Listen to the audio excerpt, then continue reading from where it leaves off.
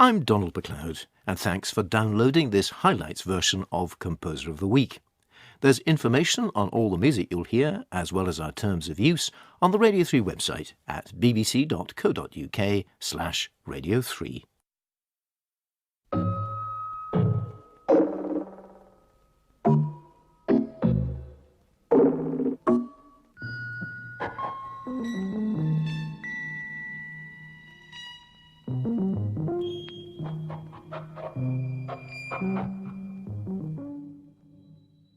That music was originally issued on LP on a Greatest Hits album in 1973.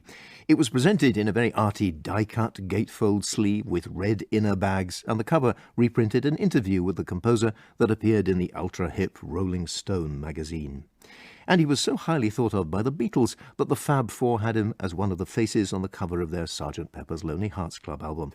It's an indication of the breadth of appeal of Karlheinz Stockhausen, who beyond any other composer of the 20th century crosses both genre and generation. Stockhausen is one of those composers people are very rarely undecided about or mildly indifferent to. We either love his music or hate it. A certain tone was set early on for the anti-faction when Sir Thomas Beecham, when asked if he had heard any Stockhausen, famously quipped, "No, but I believe I may have trodden in some." If you're feeling the faintest inclination to reach for the off switch yourself, ponder what the director Graham Vick, who staged Stockhausen's opera Mittwoch aus Licht in 2012, has to say. According to him, what you need is an open attitude and an open mind, and the willingness to come and engage non-cynically. With mind suitably open, I can promise you a week of challenges, certainly, but also a week of revelatory discovery, a freewheeling adventure into the mind and the music of one of the most original and innovative composers who ever lived. The piano studies by Stockhausen started out as a set of scribbles, which he then expanded into a series of 21 pieces. From the early 1950s, they're wonderfully terse and economical. The piano is transformed into a kind of musical pinball machine.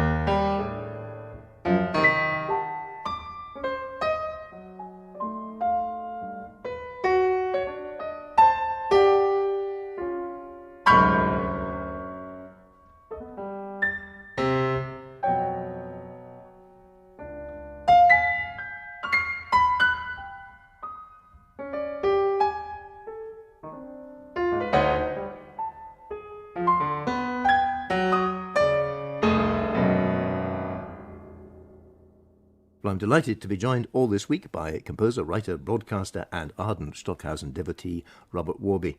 Robert, welcome. Thank you, Donald. I know you got to know Stockhausen fairly well personally, and we'll be hearing about your encounters with him in the course of the week. It's great to be devoting this week to Stockhausen at long last. Why do you think it is that we still regard this music as new? Because it sounds new, I think. It still sounds extremely radical. Stockhausen wrote the music within living memory, so it doesn't stretch back over the centuries. And I think also, probably for many listeners to Composer of the Week, this is new music. When we spoke about this a few weeks ago, I blabbered something about his being a musical revolutionary, and you set me straight immediately and said, no, he comes from the great German tradition. Absolutely. Stockhausen is a European composer. He's a German composer. He's a product of the post-Renaissance tradition. What he did can be traced back and back. Webern, Schoenberg, Brahms, Beethoven, Mozart, Haydn, Bach, all of that. No doubt he's a major figure. He's as significant as any of the greats. But he was also an inspired, creative radical. He was a musical inventor, an explorer, a messenger. Far-sighted in his vision. Stockhausen was born in 1928 in a place called Mödrat, not far from Cologne, so his early life was marked by the most extraordinary, violent changes growing up in Germany in the 30s during Hitler's rise to power The Third Reich's hostility towards anything new in the arts must have deprived him of a lot of musical experiences. How much do you think that early period of his life influenced his appetite for new and adventurous things? He hated hearing marching military music with a steady beat on the radio. And most of his music does not have a steady beat. There is a pulse there, but the pulse changes. It's not a regular thing that starts at one pace and continues right through to the end. So he was deprived of the culture that was developing or developed just before the Nazis in Europe. So when the Nazis were defeated and things began to change radically, he and his friends, his colleagues, were desperate for what had been going on while they had been deprived of Western culture in Germany. Well, let's break off for a moment to hear a set of early choral songs by Stockhausen from his student years in Cologne. He dedicated them to a young woman called Doris Andreae, destined to be the first Mrs. Stockhausen. Well, I challenge anyone to hear any glimpse of the avant-garde Stockhausen in these pieces. The three unaccompanied works set translations of poems by Paul Verlaine.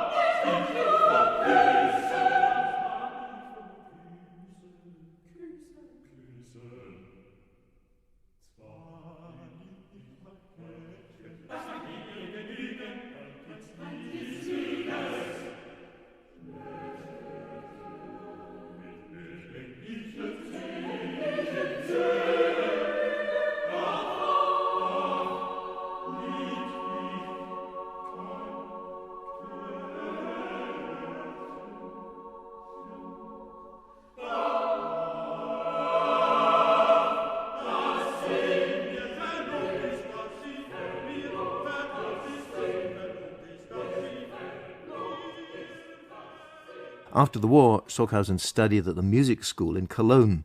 When he arrived in the city in 1947, much of it was in ruins after the heavy Allied bombing. Stockhausen was completely penniless. He had to take on all sorts of jobs, car park attendant, night watchman, to feed himself and pay for his studies. But he had one skill many others didn't. He could play the piano, so he worked in restaurants, cafes and bars, playing jazz and popular songs all through the night. This hand-to-mouth existence was nothing new to him. His life up to then had been one mainly of poverty and hardship.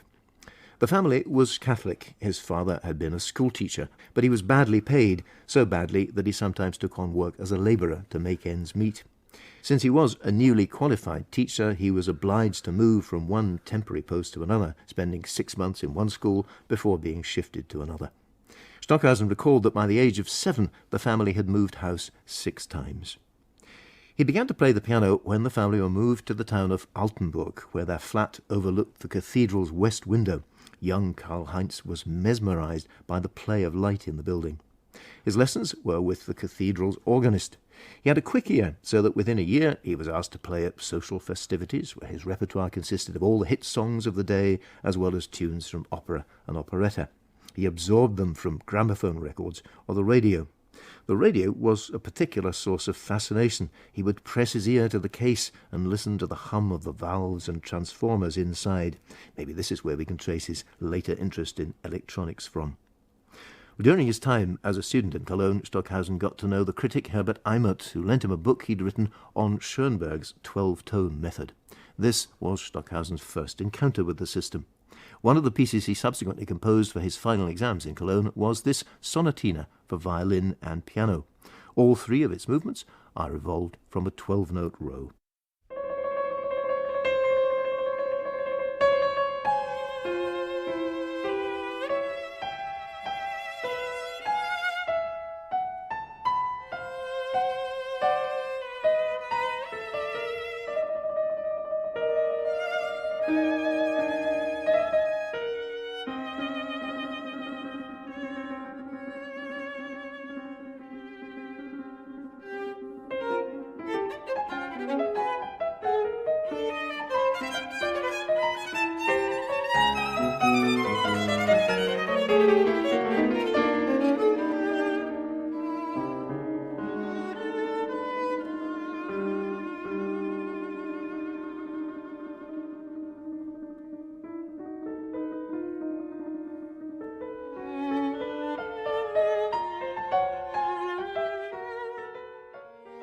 Stockhausen's own account of his early years reads at times like passages from the Tin Drum, with a torrent of events and influences that he'd later recall in his music. An aeroplane coming down in a field near their house, for example. When he was 4, his mother began to suffer from depression. She'd had 3 children in just 3 years, and that took a heavy toll. She had a nervous breakdown and was placed in a psychiatric hospital. A few months later, his younger brother died. During the war, his mother was, as Stockhausen put it, officially put to death. He was told that she died of leukemia, but she was a victim of the Nazis' euthanasia program. Working in a field hospital during the war while still a schoolboy, Stockhausen witnessed thousands of people badly wounded and dying day after day. His father, who'd enlisted in the German army, was missing, presumed dead, by the end of the conflict. Yet, out of all that darkness, Stockhausen seems always to have moved forwards towards the light, eager for new experiences, with many of his musical ideas drawn from a personal experience. Well, beginning in 1955, working in complete isolation in an attic flat in a village in the Swiss Alps, he began to compose Gruppen, a work for 3 orchestras, 109 players altogether, one ahead of us, one to our right and one to our left. It was a piece which redefined the possibilities of orchestral music. Robert Worby is here with me. Robert, what is it that makes Gruppen such a remarkable piece? This piece is an increase of scale for his particular type of serialism. So just as a composer might work with scales or series of notes, here Stockhausen is working with scales or series of tempi. Why should tempo remain the same? Why should everybody in a large group play at the same tempo? For some of the time in this piece, they don't. I have here on my mobile phone a Stockhausen metronome to give you an example of how this works. So this metronome is completely programmable, and it does this kind of thing.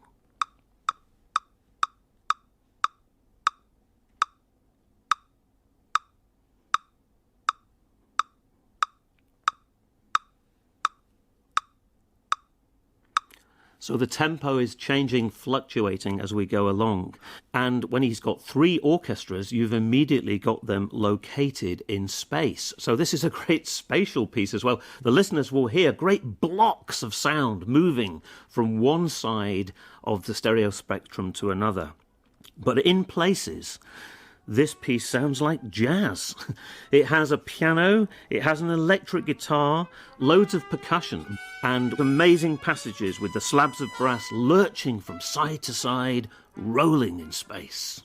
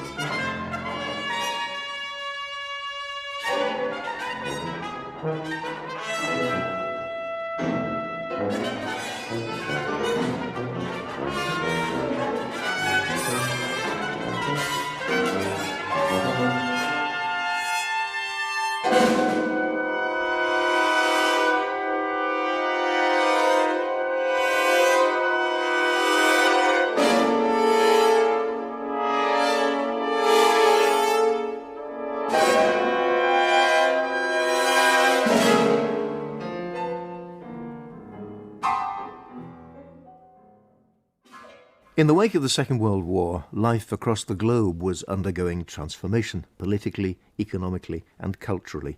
Music was not immune. Nowhere was the atmosphere of radical change more evident than in Darmstadt, the city in southern Germany which was host to the International Summer School for New Music. Karlheinz Stockhausen first went to Darmstadt in 1951, hoping to meet Arnold Schoenberg, the guru of 12-note serialism. He'd enrolled in the great man's course on composition. Being there was a Damascene experience for Stockhausen. 2 works he heard there, one by Olivier Messiaen and the other by the Belgian composer Karel Goeyvaerts, prompted a fresh start for him with a piece called Kreuzspiel, crossplay, for oboe, bass clarinet, piano and 3 percussionists. It's a brilliant array of temporal and spatial procedures. We'll hear the first movement, or stage, to use Stockhausen's term.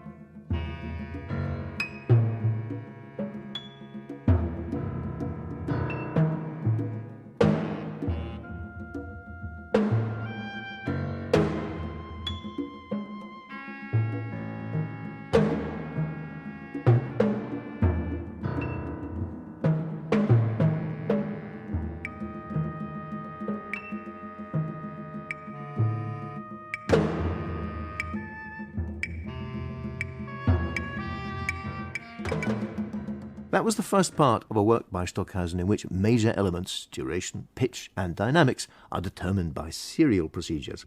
Robert, how significant a departure for Stockhausen was that piece we just heard? A considerable departure. He had heard Messiaen's modes of values and intensities. Messiaen was the first person to serialize, if that's the right term, not only pitch but duration and dynamics. And this music became known as star music because it was like individual points of light, and some people called it point music. Stockhausen considered Kreuzspiel to be the first piece that he composed that wasn't an exercise in imitation, and it's a prime example of point music. It's rather nice that we can actually hear Stockhausen's own explanation of point music. According to the following principle, all the musical characteristics had been organized according to one unifying order.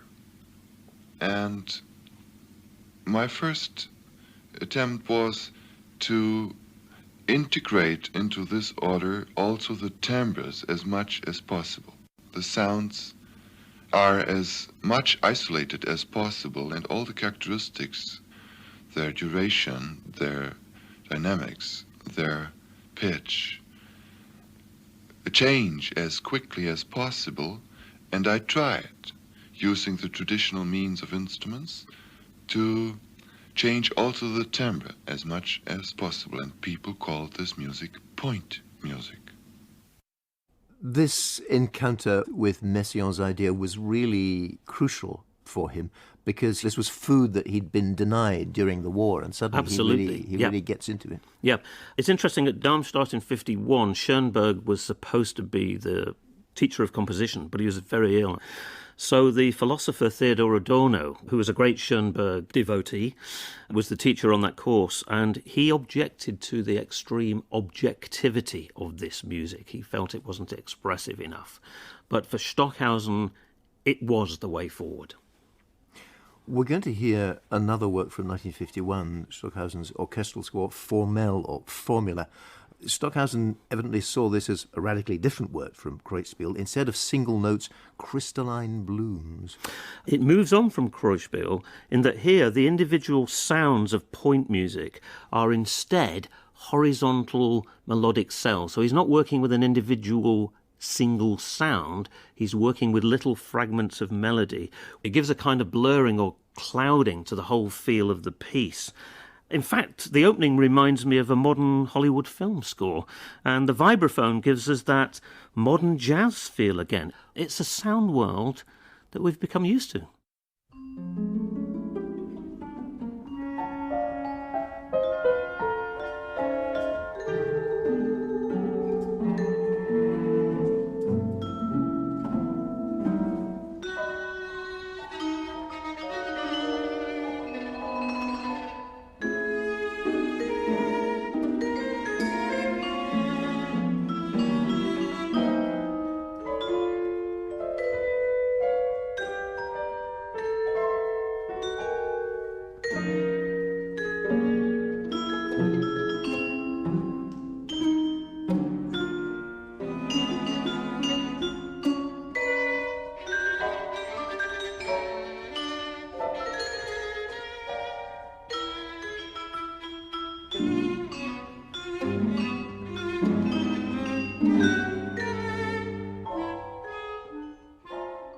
I said that Stockhausen was all set up to take Schoenberg's composition course at Darmstadt in 1951. What path did Stockhausen take with serialism which sets him apart from what Schoenberg was doing? Well, if you're not going to write tunes anymore with all their associated harmony, conventional rhythm, thematic structures, etc., then you have to devise some way of putting the sounds together. And for Stockhausen, his brand of serialism was the way to do it.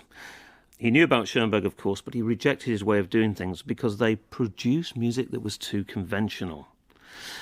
Remember, Stockhausen is composing with sound, not just notes. And he works with the parameters of sound: pitch, high to low, duration, long and short, dynamics, loud and quiet, timbre or sound colour, if you like, rough and smooth, woodwind, brass, strings, whatever, and he works with the location of sound in space, up, down, left, right, front, rear. He takes these, what you might call binary opposites, the up, down, the left, right, the high, low, the long, short, the loud, quiet, and he makes a scale between these two. He got the idea from Le Corbusier, actually, from Le Corbusier's idea of the modular, of the red series and the blue series. He makes a scale and he composes. A relatively simple idea. And we also have to bear in mind that he doesn't always stick to the rules. That's my explanation of it. I actually got it from Stockhausen himself when I went to visit in 1997. So we can hear a little bit of that now. All traditional music in all cultures has been based on irregular scales. Pa-dee-da-ba-ba-ba, or ta-dee-da-dee-da-da-dee-da. Or in Indonesia, there are the pentatonic scales, etc. Or whole tone scales are in other cultures. And only in the Baroque time, for the first time, they found out the chromatic scale, which means that in the octave, they did not leave out half-tone steps, like in the scale that I just sang. But in Europe, we found the 12-tone scale, which means we have 12 half-tone steps within an octave. Using all the pitches within an octave with equal importance automatically leads to a scale of chromatic steps, and that means this is the basis of so-called serial composition. First, you need a scale of equidistant values in time, in space, in pitch, in dynamics, in timbres, and everything. And then you just change the order of a scale. You don't sing da dee da dee da da da ba ba ba ba ba ba, but you da dee da da dee da da bo dee da dee ba da da, etc. Which means you change these 12 notes so that you can create for every piece a different style. And this is the whole idea. So if you apply this principle now to all fields of perception, then automatically you compose in series, because you make a series, a special series for a special composition. So serial composition simply is a modern way of building scales of equal steps. You build your own style for every piece. Stockhausen received a thorough grounding in harmony and theory at the music school in Cologne. By the end of the course, he was writing chorale preludes, fugues, and a scherzo, all in Hindemith style, as well as song arrangements and choral pieces. You may have heard yesterday Chöre für Doris, setting poems by Paul Verlaine. In 1950, Stockhausen wrote his first piece for solo voice, his 3 songs for contralto and chamber orchestra. The first song depicts a furious angel soaring down like an eagle and roughly reprimanding non-believers.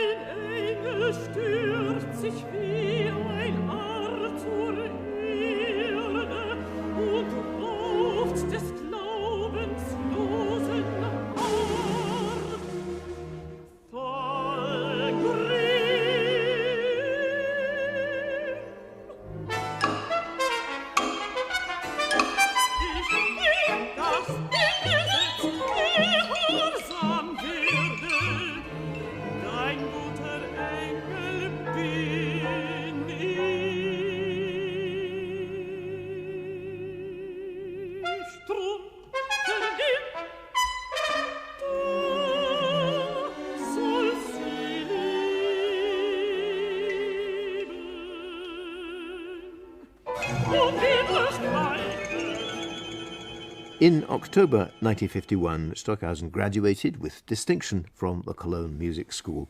He submitted the Drei Lieder as his composition option. In December, he married his fiancée, Doris Andreae. The honeymoon was short. About a week later, Stockhausen packed his bags and left for Paris to begin his studies in January 1952. Robert, for the next year, Stockhausen attended Messiaen's classes in aesthetics and analysis at the Paris Conservatoire. What sort of impact did that experience have on him? A huge impact. He actually also studied with Mio, but he thought he was too kind, too soft. And Stockhausen said that Messiaen wakened the dead, that he was a glowing crucible. Messiaen said of Stockhausen, "I knew for certain that I was dealing with a real genius. Stockhausen did not need a teacher because he would soar up on his own wings. After a hitchhiking holiday with his wife in the summer of 1952, Stockhausen began to compose a new piece for instrumental ensemble called Contrapunkte. Presumably this has nothing to do with conventional counterpoint. It's a clever title, Contrapunkte, because it suggests counterpoint, but the title has a hyphen, and it actually refers to contra points, against points. This is the next stage of Stockhausen's development. We've heard point music. What he did after this was gather the points together into what he called groups. He composed the first draft, sketched it out, looked at it and thought, this isn't going to work. It's too dry, too arid, too many points, too pointillistic. So he began to put in what he called inserts.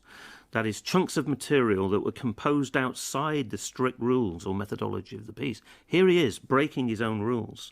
And he put in so many inserts that they took over the piece. And we hear them coming in gradually. So at the beginning, you hear these isolated points, and then you hear just a little 2-bar flurry of piano material. And eventually, the inserts take over, and right at the very end, the piano part sounds like free improvisation. Hardly point music. He broke his own rules. He was a composer. He knew what would work. He knew what sounded good. And Contrapunkte sounds astonishing.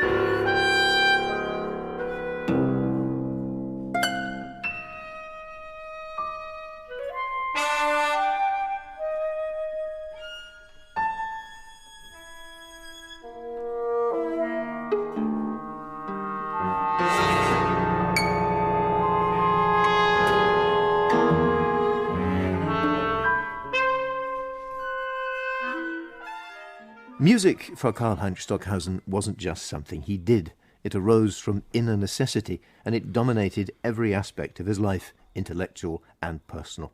How could it be otherwise, since early on in his career he came to the realization, he said, that the highest calling for mankind can only be to become a musician in the profoundest sense, to conceive and shape the world musically. Today we're going to be looking, Robert, at one of his best-known electronic pieces, and evidently is both our favourites, Der Gesang der Jünglinge. Back in the 50s, Stockhausen was a regular attender at the summer music courses at Darmstadt. Give us a sense of what sort of a place, I mean, what did the locals make of these weirdos? I love thinking about these guys at Darmstadt in the 1950s, Stockhausen, Boulez, Nono and others. They were like European intellectual Hell's Angels. I get this image of them wearing biker jackets, swaggering about. Actually, Stockhausen used to wear lederhosen, so maybe that's his equivalent of a biker jacket.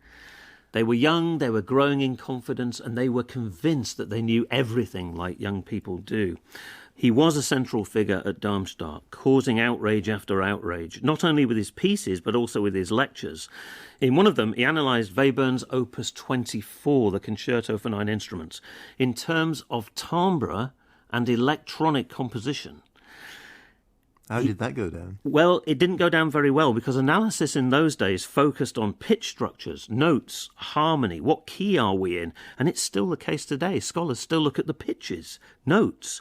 But in 1953, Stockhausen was way ahead of his time, and he began with timbre, with sound.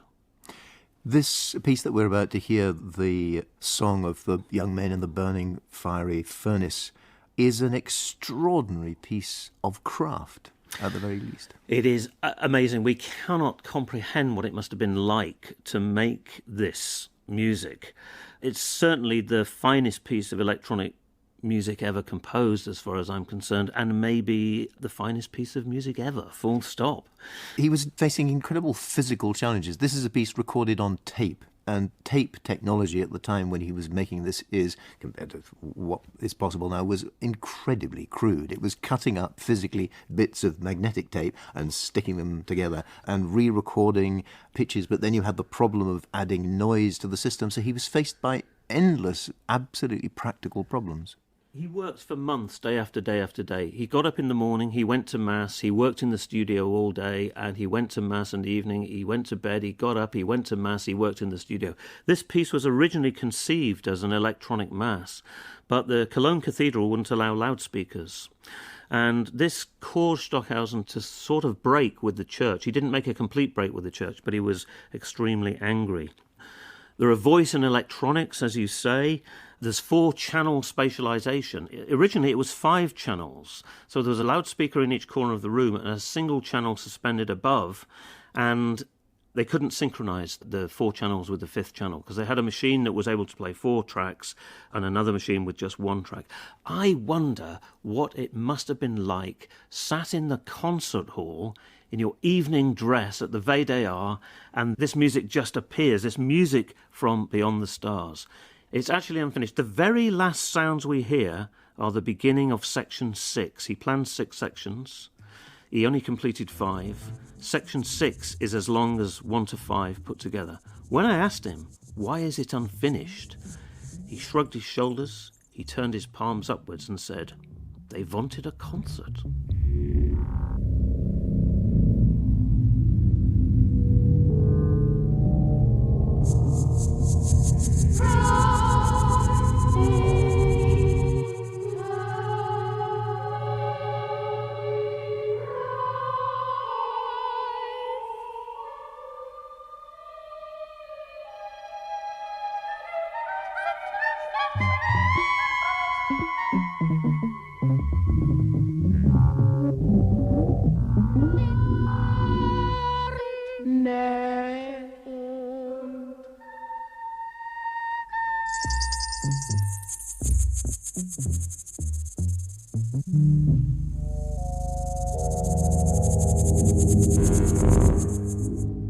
Although he was making a name for himself, in the early 50s, Stockhausen didn't earn enough from composing and concerts to support himself and his family.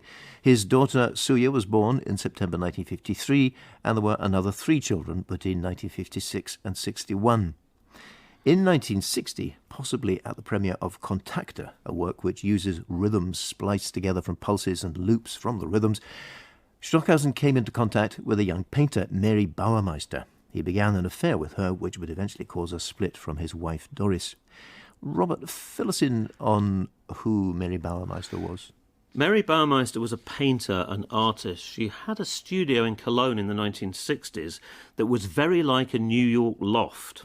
You probably remember at the end of the 50s in New York, Yoko Ono began a series of loft concerts that involved John Cage and his circle. So there's a lot of very experimental music. There was theatre, happenings, performance art. And in 1960, Mary invited that crowd to her place in Cologne. The young British composer Cornelius Cardew was also there because he was Stockhausen's assistant at the time.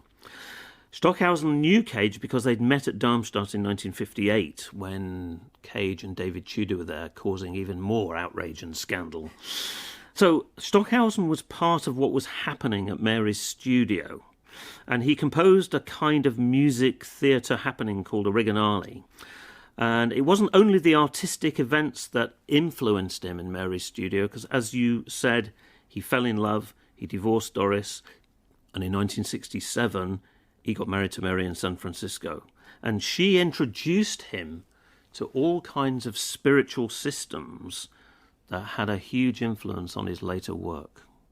He ended up with an extraordinary, in terms of his beliefs, an incredible kind of melding of all sorts of rather strange and, one would have thought, actually possibly incompatible elements that he somehow reconciled. This is the 60s.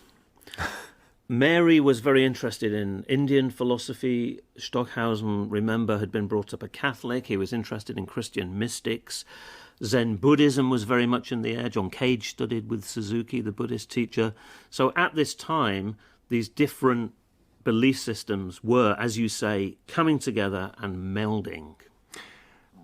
We're going to hear next a work called Refrain that was commissioned in 1959 by the Berlin Festwochen. It's scored for vibraphone, piano and celeste. It's a slightly provocative title, maybe.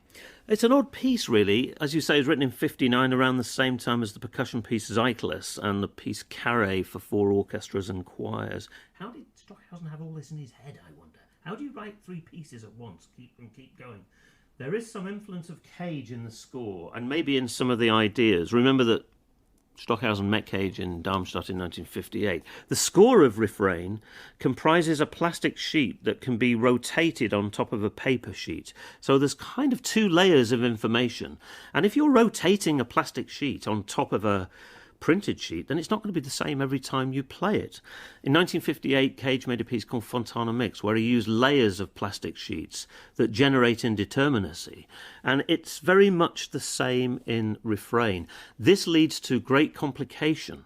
So, in fact, in this piece, there are times when it's impossible for the performers to play everything that's needed, and they just have to miss out some stuff.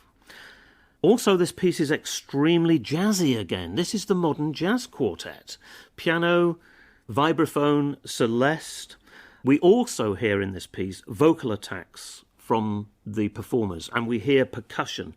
This idea basically came from studies of information theory. Remember, he'd been working with electronic music. He studied with Meyer Epler, and this whole idea of sound, vocal sound, human speech, the phonetics, the consonants, the vowels, all of this found their way into his electronic works, Gesang der Junglinge, and then into pieces like this.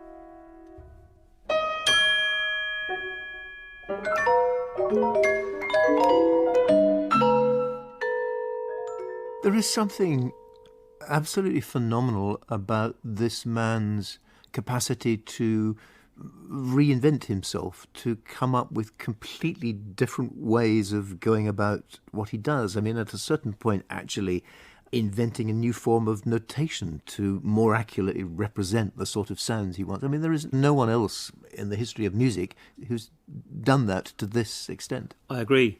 Extremely inventive, constantly moving on.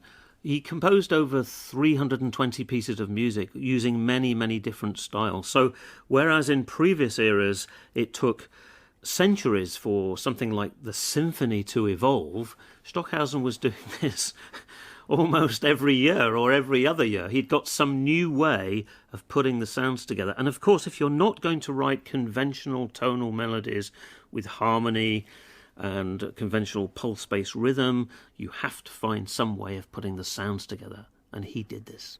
There was a point around this time when Stockhausen had a kind of pivotal moment in questioning why he took so long to write anything, and it made him re-examine everything that he was about.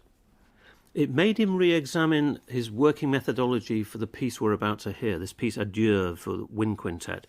Stockhausen had visited an exhibition of Mondrian's paintings in The Hague, and he realised that once Mondrian has got his proportions worked out, the colouring in didn't take too long. So in this piece, the first few sounds are very conventional. I'm actually reminded of the music of the old children's TV series Noggin the Nog, that wind quintet sound, that sound of bassoon and clarinet. It's really very, very conventional. But then, suddenly, time seems to freeze, and the notes are held indefinitely, as if the tape recorder is jammed or stuck.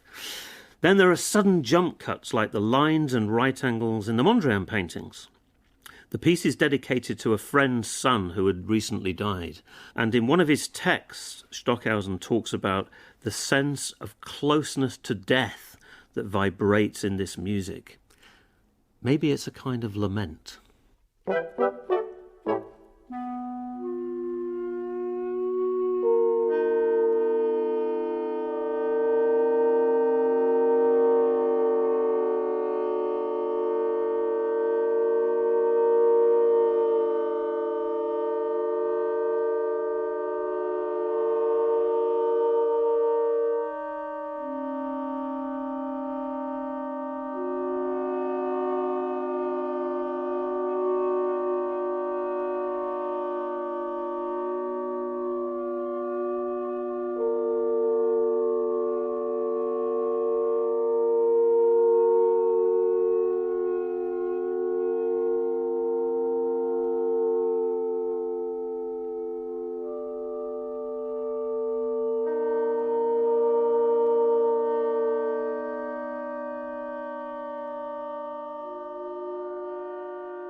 In early May 1968, Stockhausen was expecting his then wife Mary and their children to return to Europe from America. Mary wrote to him to say she wanted to end their relationship. He began a hunger strike to try to persuade her to change her mind. 4 days later, he opened the lid of the piano and played just one note.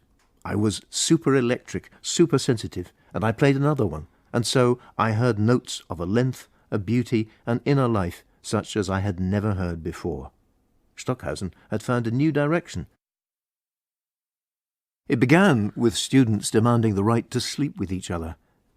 There were other student revolts in Europe and America before and after the Paris riots of May 1968, but in no other country did a student rebellion almost bring down a government. Karlheinz Stockhausen, who was then 40, buoyed up by the revolutionary tide, wrote his Freibrief an die Jugend, open letter to the young, which was a manifesto of everything he believed in. It was published in the French Journal Musical. Once again, we are making a revolution, he wrote. Stockhausen could see that his music required a different kind of musician to perform it, one who could look beyond self and develop a higher consciousness through spiritual awareness. The 60s had been profoundly influencing. His music was once again moving in several new directions. In the sky I am walking. Bird, hey bird, I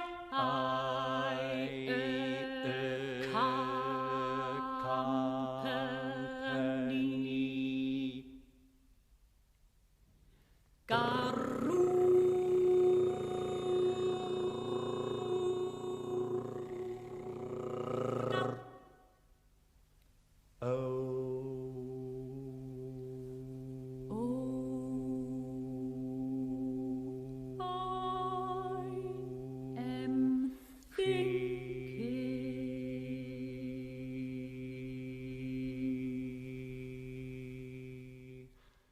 The singers should only perform this music if they can completely identify with what they sing.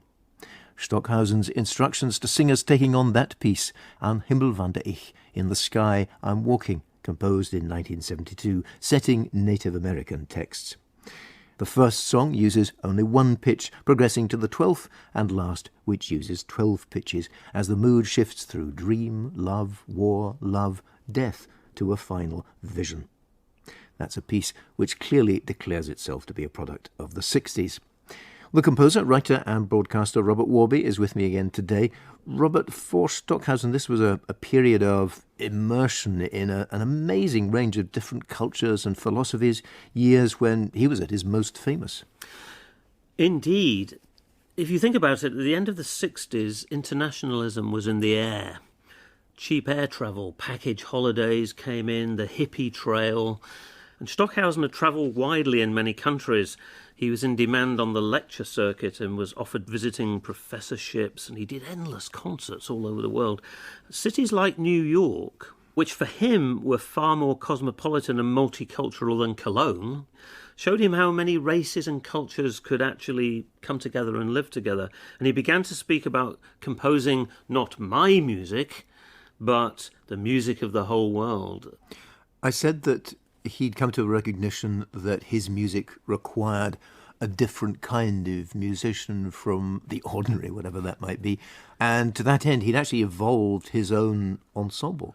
Exactly. He knew how this music should sound, and he trained the musicians personally to play the music as he wanted it to sound. So the ensemble did change. People came and went, but essentially he had this core group of people who performed the music. One of the problems he'd been grappling with since the late 50s was the synthesis of electronic and instrumental music. The piece we're going to hear next, called Mixtur, as the name suggests, represents his solution to that problem. It does.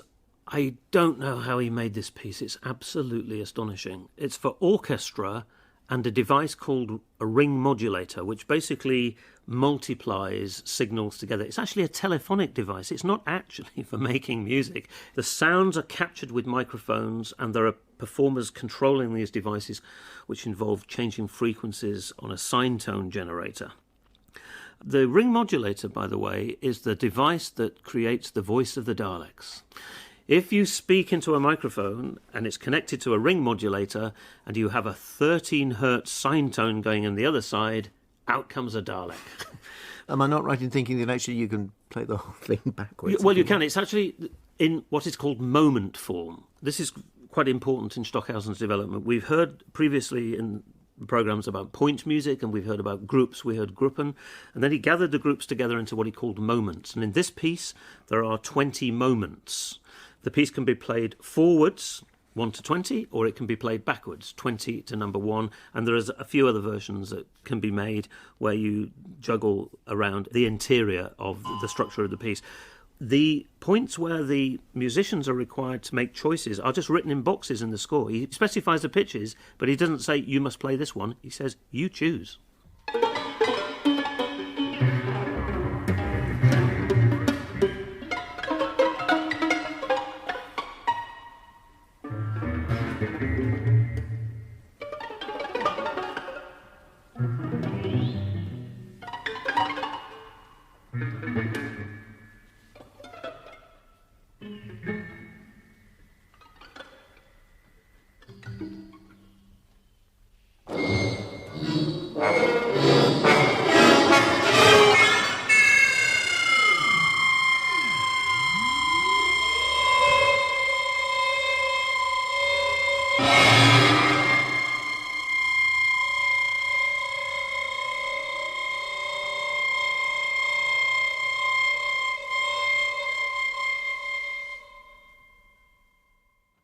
Stockhausen's own father had encouraged the theatrical side of his nature, conspiring with him to astonish visitors by producing live frogs out of his pockets, opening his mouth and sticking out his tongue to reveal wriggling worms. Theatre, in all its forms, was always a source of fascination for him. Stockhausen had played piano for operetta performances as a teenager, and there was an early musical pantomime called Burlesque. There's an obvious theatrical element in Mantra, a head-to-head piece for two pianists that lasts for more than an hour. This really is one of those back-of-an-envelope jobs where Stockhausen jotted down the germ of the idea on a car journey to Boston in 1970.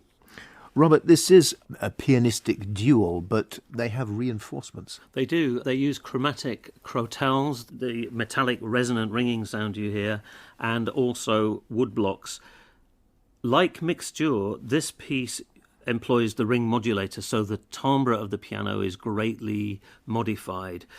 Stockhausen has moved into a new era, a new way of composing here. He developed this idea called formula music, where he writes a melody complete with dynamics and rhythmic information, all of that kind of stuff. And the way that he makes this work is it's expanded and contracted, not only with the pitches, not only with the durations, but also with the dynamics and with the timbre, all the parameters of music with which Stockhausen was concerned. There's also, in the piece, shortwave radio playing little snippets of Morse code. If Morse code isn't a serial system, I don't know what is. Long, short. It's just two simple elements. And he brings it in to the sound world of mantra. And that idea of Morse code from shortwave gives me a picture of something beyond the earth, in the ether.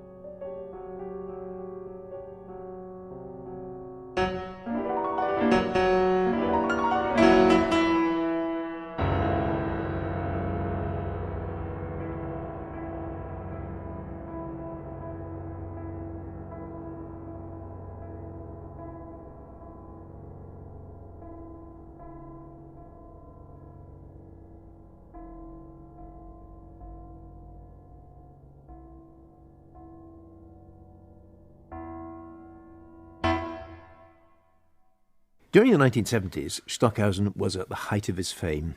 If there's one concert that represents his breakthrough in the US, it would be the one which took place on the 25th of January 1971. It happened to be the longest concert in the history of the New York Philharmonic, with a performance of his work called Hymnen.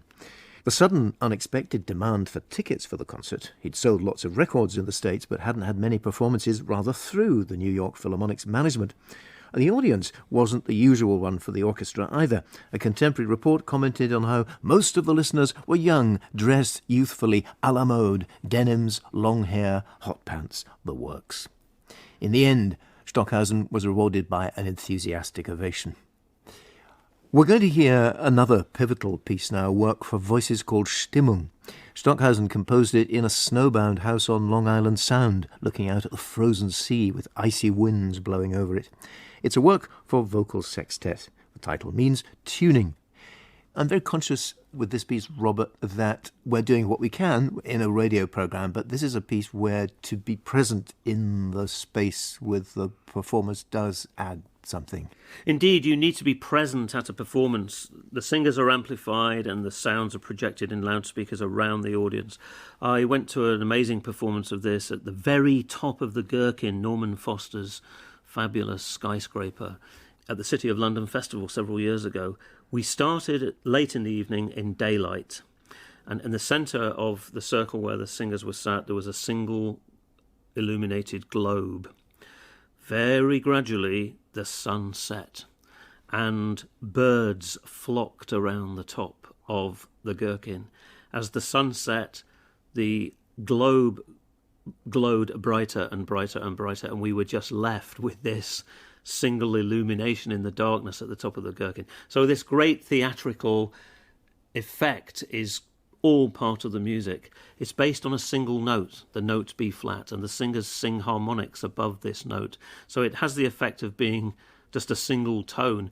But this music is not minimal music because it's so complex. The singers sing magic names, erotic poems written by Stockhausen. They pass phonemes and consonants and vowels around. And like Mixture, it's written in moment form. It's constructed as a series of models. Can you explain what a model is? Yes, a model is a musical idea. There's a musical idea, a musical idea, a musical idea, a musical idea. You join up all the musical ideas and you have the piece. But there is some mobility, and as I said, they're able to pass the information from player to player. Thursday, Donnerstag. Freitag, Samstag, Sonntag, Montag, Dienstag, Mittwoch. Barbershop. Thursday,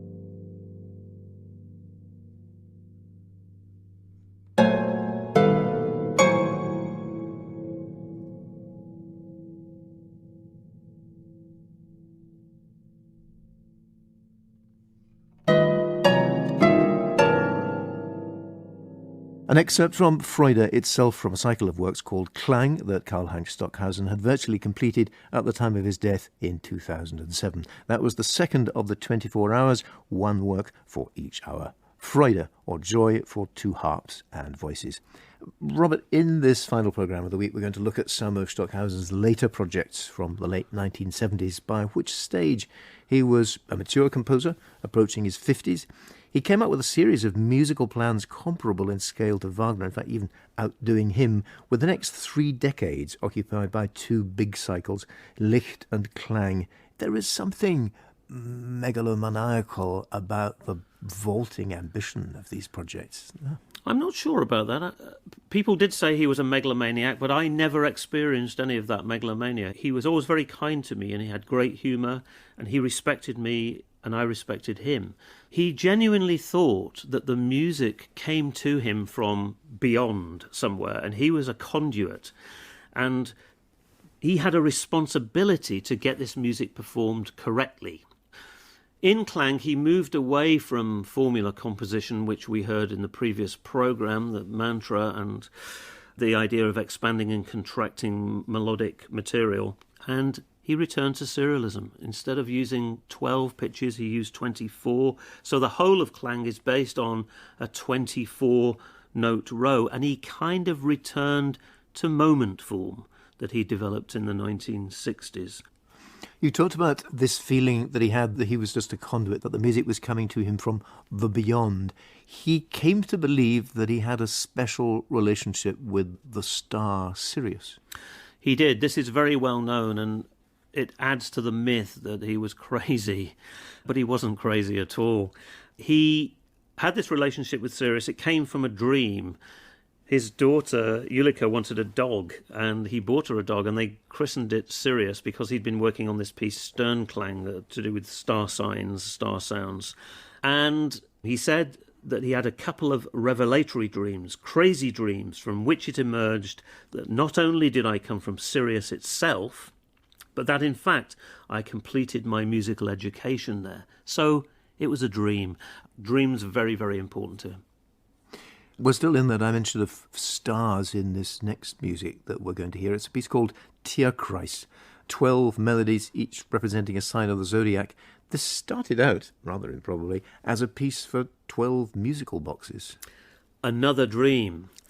This idea came for a piece called Music in the Belly. This was a joke with his daughter. She said something like, "Daddy, you have music in the belly." So he took the title. Karlheinz Stockhausen dreamt that he himself pulled 3 musical boxes out of the belly of an eagle-headed man.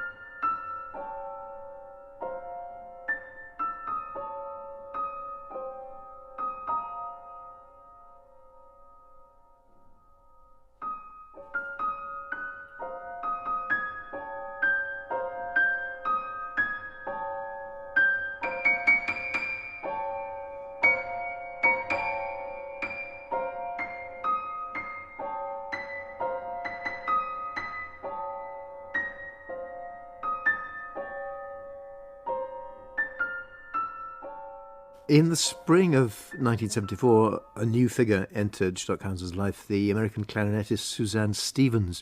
Reader, he may not have married her, but she became his next partner, along with the Dutch flautist Katinka Pasveer, and they all lived together in the house at Kürten, which was Stockhausen HQ. Robert, I get the impression of Stockhausen surrounding himself with a collection of devotees, many of them sharing his enthusiasm for the Indian mystic Sri Aurobindo. Indeed, this is a kind of extension of his ensemble. We spoke in a previous programme about Stockhausen establishing an ensemble.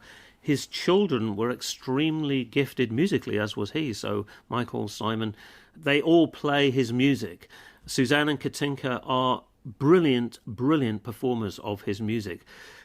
His music is very complex, so he needed to gather around him people who could perform this music that came through him. When it comes to the Licht cycle of operas, the extract from that we're going to hear from Samstag demonstrates this, because we have Suzanne and Katinka and his three children, Markus, Majella and Simon. This is very much a family affair. It certainly is. Licht is an astonishing achievement, a cycle of 7 operas written between 1977 and 2003. It took him 27 years. There are 29 hours of music, and he's using the idea of formula composition that was mentioned in a previous programme around the piece Mantra. He had a commission from the National Theatre of Japan in Tokyo in 1977, and his idea was to write a piece for Gagaku Orchestra and dancers. He and Suzanne Stevens were living in Japan for about 3 months at that time, and they were visiting the Nanzenji Temple in Kyoto. Stockhausen heard chanting from a distance. He wanted to get closer to it. He left Suzanne at the gate. She said there were 3 eagles circling overhead. When he came back, he said to her, "I've got something." And on the entrance ticket to the temple, he had written 3 lines of music, the Licht formula music. Michael, 13 notes, Eve, 12 notes, and Lucifer, 11 notes, the 3 main protagonists in Licht.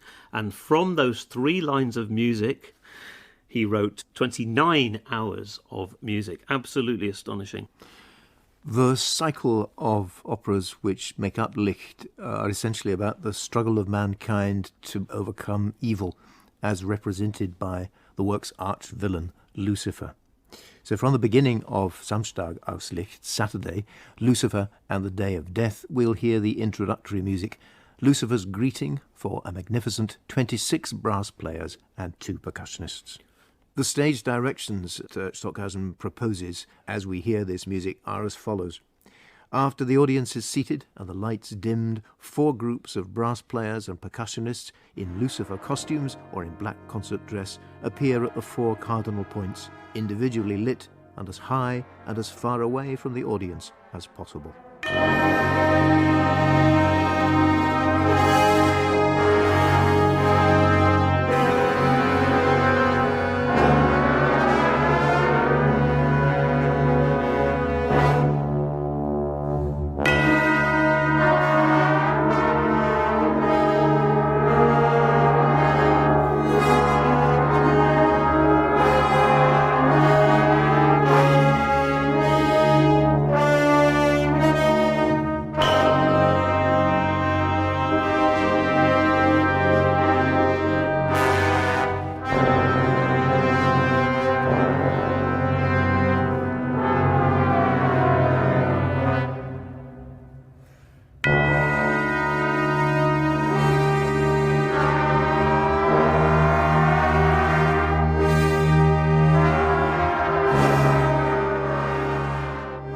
Donnerstag is the first of the cycle which Stockhausen began to work on in 1977. After the premiere, Donnerstag came in for quite a pasting from the German press. Robert, a lot of the criticism was very personal, to the extent that Stockhausen wrote an open letter. He did. The criticism was not good. Stockhausen was always attacked in Germany. You cannot be a prophet in your own land, so they say.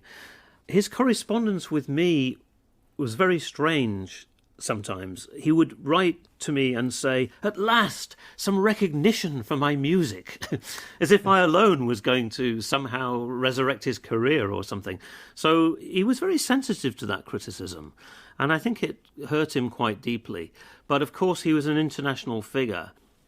You've said that much of the material in the cycle of operas comes from his very rich dream life, but we see, sometimes perhaps to a kind of distorting mirror of dream, quite a lot of elements of his own biography are represented in Yes, these certainly in Donnerstag. This is it not, a very straight autobiographical piece. In Act 1, Michael's youth. Michael is actually Stockhausen. Scene 1, childhood Michael. He's a son of poor parents. He demonstrates exceptional gifts. His father is a school teacher. He teaches him to hunt and shoot. This is Stockhausen, is it not? This is completely autobiographical. The other thing perhaps important to mention about Licht is it borrows a lot from something called the Urantia book, which is a strange spiritual text dictated by we don't know whom to two doctors in Chicago between 1924 and 55. Now, Stockhausen was in America in the 60s and a very strange character with long hair, a beard, bare legs, leaning on a staff, a book in his left hand, approached Stockhausen after a concert. He played a little melody on a flute that he'd made himself, and he sold Stockhausen this copy of the Urantia book, and it had a profound effect on him. A single piece of clang is called Urantia. Two of the characters in the Urantia book, Lucifer and Michael, appear in Licht. So this had a very profound effect on him. The Urantia book is very, very important to him at this time. Meine Fahrt, du das siehst. Nein, nein, nein, nein, nein, nein.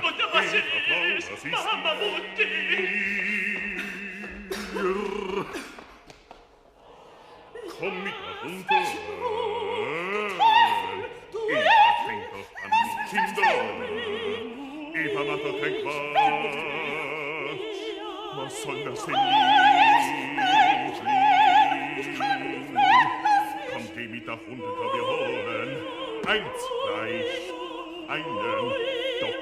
2 sei doch bitte jetzt Trautchen. 3 das hat doch alles keinen 4 Zweck. Wenn du dich so aufregst. 5 mein Gott, was sollen die Leute nur denken? 6 zieh doch den Jungen nicht damit hinein. 7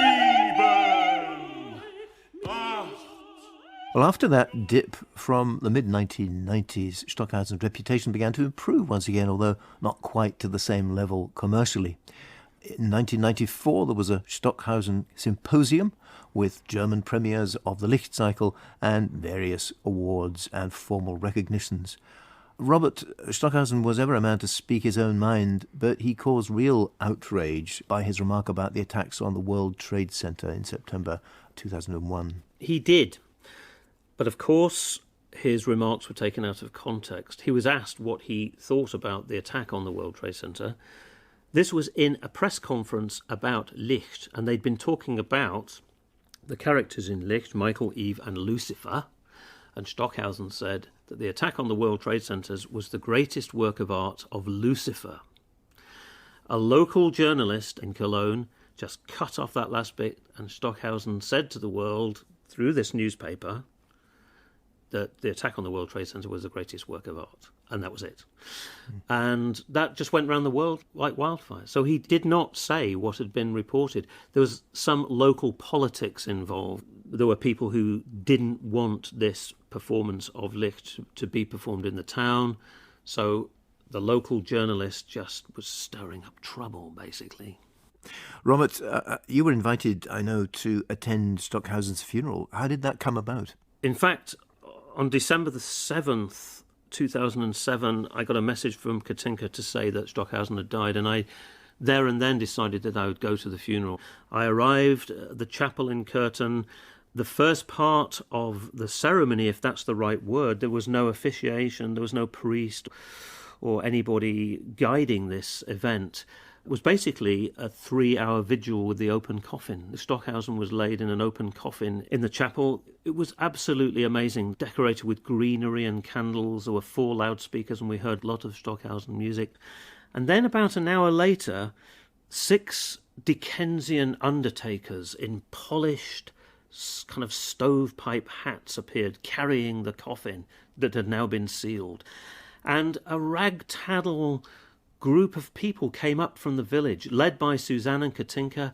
Somebody put a candle in a jar in my hand, and I brought up the rear at Stockhausen's funeral. I was the last person winding my way up the hill. When we got to the top of the hill, the coffin was lowered into the grave. Suzanne recited the Lord's Prayer. We were invited to throw rose petals into the open grave, which I did. We came up one at a time to do this. And I just made my way back down into the village, went to a pizza place, had a pizza, got a taxi back to the airport and came home. Did it all in a day. One of the most profound days of my life. That's an astonishing story. Robert Worby, thank you very much indeed for being such a terrific source of illumination all this week.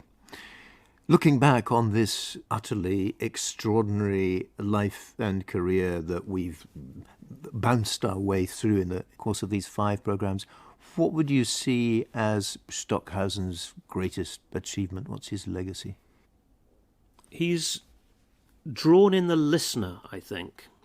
Stockhausen's music isn't music for playing in the background at a dinner party or while you're actually cooking or doing your homework, whatever. He invites you into his sound world, and he expects you to engage your intellect, your emotions, your history, your psychology. All of you needs to be invested in the listening process. The more you put in, the more you get out.